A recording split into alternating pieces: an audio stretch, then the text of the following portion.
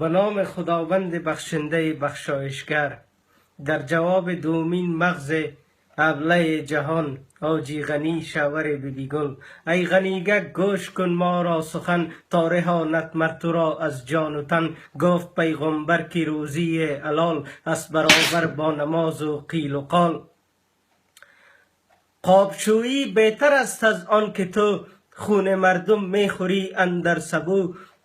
با تقلب تو شدی بر ما سوار، ای جنایت پیشگان را پیشکار. رزق حرام میخوری تو هر زمان، چون حرامی زاده بودی در جهان. آن که زاده است در جهان او از حرام است روزی او صبح و شام. تو چی دانی ای غنی عاقل نیی، در فضیلت تو نجس فاضل نیی. تا پلیدی در وجودت خانه کرد، مر تو را از مردمان بیگانه کرد.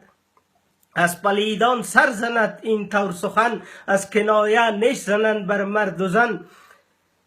این غنی هست آن سیامار زمان، نیش خود را می زند بر مردمان. از کنایه این چنین گفتا غنی، بود دوستی در ایام کودکی. دیدم او را آل او جویا شدم، چون آگاه از وجودش تا شدم. گفتم ای دوست آل و احوالت چگون، روزگارت تو بگو پیداست چون. گفت فقیرانه من گذارم بار خویش، با الاغی میکنم من کار خویش. آن غنی قعقع کنان فریاد کرد، تا نزد بر دوست خود ارشاد کرد.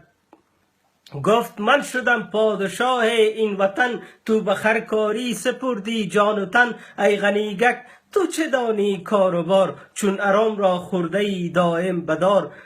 شغل آن خرکار بود بهتر ز تو، که ز حلال میخورد روزی امو. روز محشر چون ملاقات میکنی، داد و ویلا و فریاد میکنی. کاش بودم در جهان خرکار من، فارغ از بند هوس هر بار من. یا که کردم قابشویی هر زمان، که نگشتم خوار چنین اینجا چنان. صد هزاران لعن و نفرین بر شما ای کرگسان و گرگ ها. من ببینم آن همان فردایتان، در جهنم باشد آنجا جایتان. چون که خون بیگناهان ریخته اید، که فساد را در جهان آمیخته اید.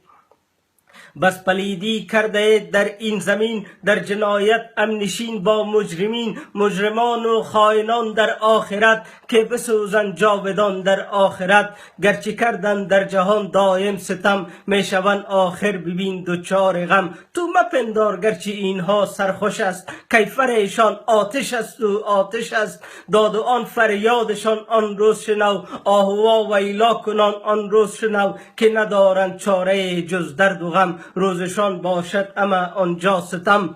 تو شناختی نیک راهب همشان، این ددان خونخوار در این جهان. روز محشر چون ببینی در زمین، سرفگنده تو همه آن مجرمین. کاش گویند ما دوباره در جهان، برگردیم تا زمان اندر زمان. قابشویی خرکاری ما کنیم، رزق حلال در جهان پیدا کنیم. میخورند افسوس همه آنجا چنان، نه ندارد سود دیگر برشان.